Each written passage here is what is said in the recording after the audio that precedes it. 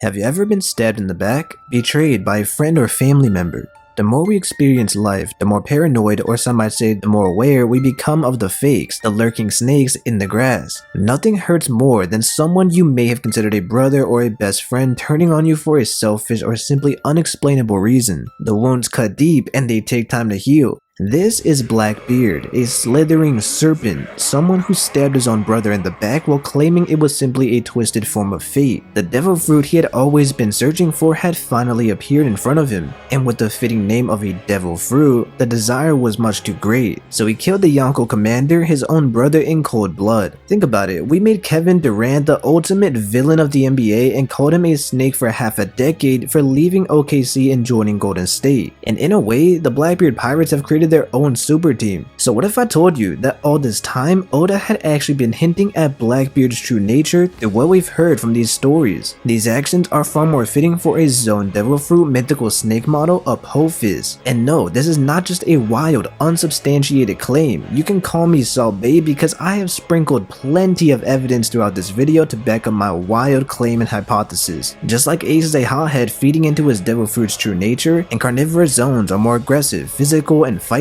Marshall D teaches past is a metaphor that reveals his true nature, as well as his biggest secrets. According to Blackbeard's crew, their captain's battle with Ace was a duel of fate, light versus darkness. Now what if I told you that this hieroglyph created by the Kozukis and Skypiea foreshadowed the final fated battle of One Piece, Sun God Nika aka Monkey D. Luffy versus the God of Darkness, Apophis aka Marshall D. Teach? And keep all of this in mind for the shocking reveal at the very end of the video. Now subscribe and hit the notification bell to join us in our journey to uncover One Piece's biggest mysteries. And without further ado, let's find out why Blackbeard's grand desire was always to flip the world into an era of eternal darkness. Oda has been teasing us for the longest time that Blackbeard's body is weird. If he is able to consume 2 devil fruits breaking the rules of the world, what is the limit? Is it really such a stretch to assume that he could eat 3 or maybe even 4 devil fruits? We also get another tease from Marco, who gets those same strange, mysterious vibes from Blackbeard, and he says that his body has never been normal. But the most important instance of this is Buggy saying that Blackbeard never sleeps, and I have a feeling that Oda is trying to hint at more than Blackbeard just simply being an insomniac. So keep this Buggy quote in mind, because I promise you it will all come full circle at the very end of the video. What if Blackbeard is so obsessed with fates because he found out that mythical zones actually choose their users? We know he studies devil fruits and is obsessed with them, and in the meantime during Wano, we find out that Nika actually chose Luffy faster than Ash chose Pikachu.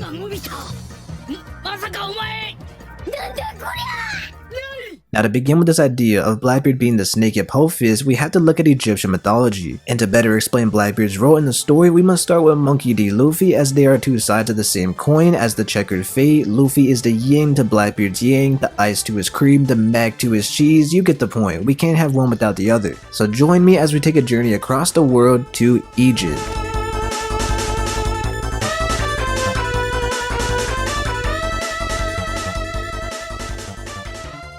With Alabasta being such a pivotal nation being inspired by Egypt, I think it's more than fair to discuss the Egyptian pantheons and mythology. After all, the Nefertari are the only family who strayed away from the Celestial Dragon Order and are speculated to have been secret allies with Joy Boy's ancient kingdom. It did seem like Ace was looking for Blackbeard at Alabasta, and Monkey D. Luffy has countless similarities with the god of creation, Sun God Ra. The first obvious connection is Ra was a sun god just like Luffy, who has now been confirmed to be the sun god Nika with his awakening. Ra had a hidden name that was the source of his godly powers, just like the Hito no Mi mythical model Nika was hidden from the world. The name was also changed by the Godosei, so this also lines up. Ra wears a sun disc that resembles Luffy wearing the straw hat, and Ra journeys the world with his crew in a sun boat called the Sun Boat of a Million Years. Like Luffy, who sails the Thousand Sunny, they both bring the dawn to the world, and they both fight off evil villains in the process. Ra travels across the east and western horizon, which is symbolized by lions in Egyptian culture. And this all once again is a connection with the Thousand Sunny, Luffy fighting off evil pirates like Kaido, Crocodile, Doflamingo with his crew, the Straw Hat Pirates. Ra is the king of the gods, just like Zeus is the king of the gods in Greek mythology, and many of you will agree that Luffy is or will be the king of the pirates.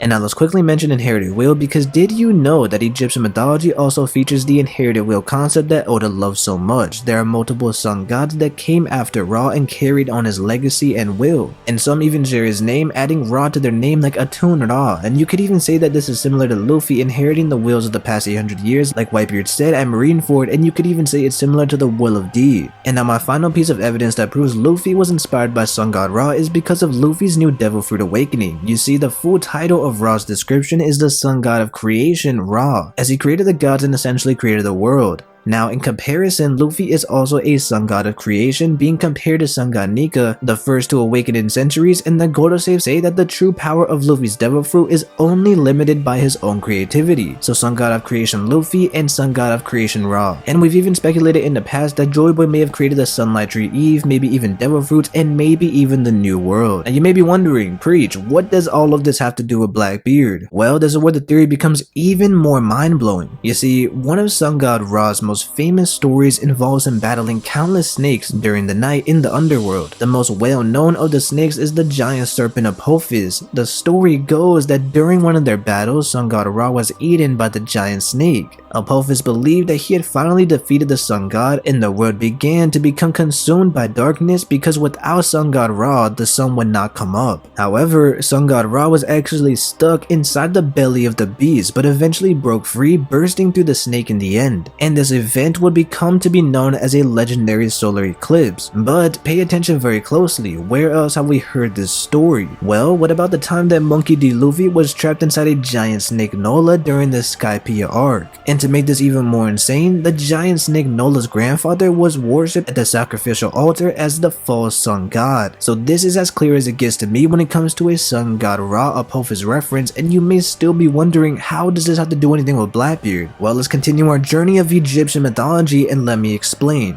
Quickly, let's take a look at this hieroglyph that was created by the Kozuki clan. It depicts the Sun God Nika facing off the giant snake. I know Randy Choi made a video about Joy Boy being a snake, and I perceive this the opposite way. What if Blackbeard is actually a snake, or what if he had a snake devil fruit?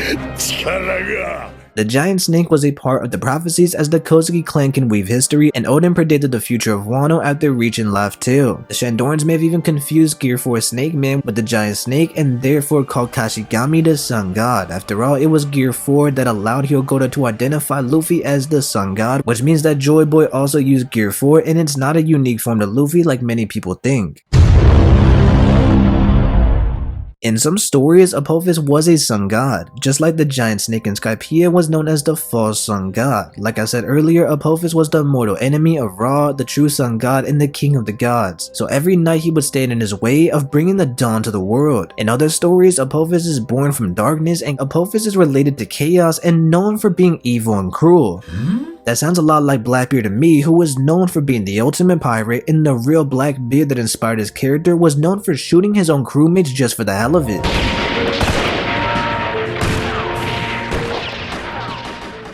Apophis is the ultimate villain, as he would hide in the darkness and wait for the perfect opportunity to attack Ra. And this reminds me of Blackbeard's true nature, being very meticulous as he seemingly orchestrates the entire Warlord, Ace, Marineford, and Impel Down events. Shanks told us that he was waiting in the shadows of his captain for the perfect opportunity, just like a snake. Apophis also had the power of hypnotizing, and this might be a bit of a stretch, but Lafitte in Blackbeard's crew was said to have the power of hypnotizing during the Summer War saga. And now this gets even crazier, because what if I told you that Apophis was not only known for darkness but also known for earthquakes?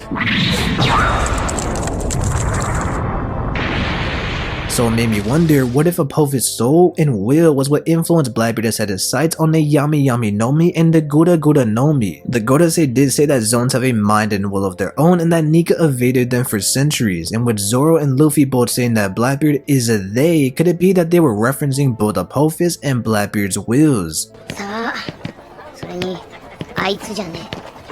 あいつじゃない？じゃあ何？あいつらだ。Apophis hated order and being tied to the duality of the sunlight, and this definitely sounds like Blackbeard, who takes freedom to a whole nother level, being the truest pirates and walking the line of pure anarchy. Plus, Blackbeard is a character with his crew who is tied to destiny, as in Jaya we saw that they were testing Luffy's fate the entire time. There has been a theory that Blackbeard has multiple souls. Well, what if I told you that Apophis was in some depictions known for eating souls? And Blackbeard very well might have two souls, Apophis and his own. The checkered fate and destined duel of Blackbeard and Luffy fits perfectly with the depiction of Apophis and Sun God Ra, with Apophis metaphorically swallowing the sun and preventing the dawn from rising. With both Apophis and Blackbeard having the goal of throwing the world into eternal darkness, there is no doubt in my mind that Blackbeard was inspired by the giant snake. And so this leads me to the final conclusion of our story, where we can now predict how Luffy versus Blackbeard will go down in the final sagas of One Piece. And I predict that Luffy will use a lion form against Blackbeard.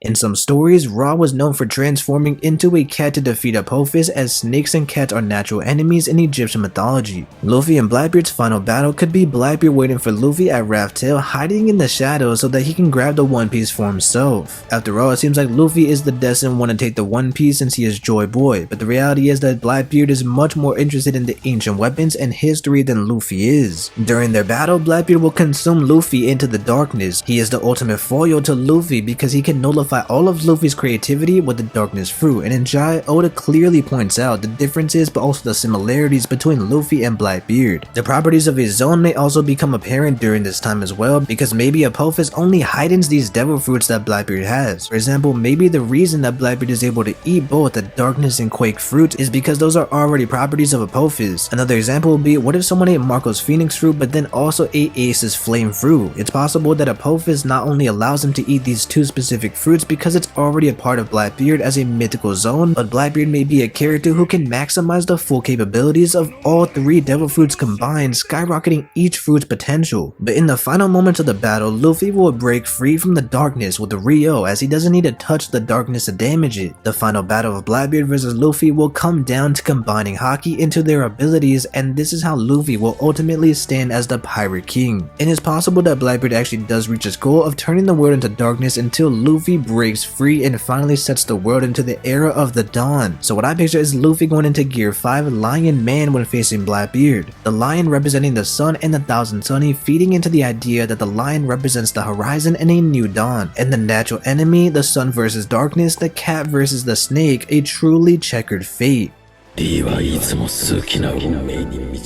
Now, before we get into the final and most mind-blowing piece of evidence that Blackbeard is a snake, make sure you hit that like button and subscribe if you haven't already. And I hope you're prepared for this, because I can guarantee you that this little tiny detail during Blackbeard's childhood will convince you that Blackbeard is indeed a snake. So remember when Buggy said that he didn't sleep all throughout the entire 3-day battle? Well, what if I told you that it only appeared like he was awake the entire time, because in reality Blackbeard was indeed asleep. However, like a snake, he sleeps with his eyes open. More specifically, snakes don't have eyelids, which is why it appears this way. But we know Oda is someone who will plan such a little detail like this only to further change our entire perception of it with a different context. And Buggy is the perfect character to mislead us in this way. Buggy assumed he was awake, and this is the strange body that Marco hinted at as well. Now, I do want to give credit to one of my subscribers, as he is the one who came up with this idea that Blackbeard could be Apophis. I'm truly grateful to have this community, because whether it be comments or messages I get personally, I get so many more ideas and more evidence for theories from you guys, and I will leave a link to his Reddit in the description. So with all that being said, make sure you keep your circle tight and watch your step at night, because you never know when a snake might be lurking in the grass.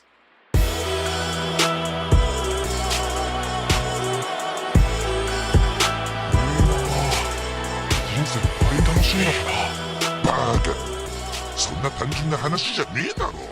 化け物だ。化け物。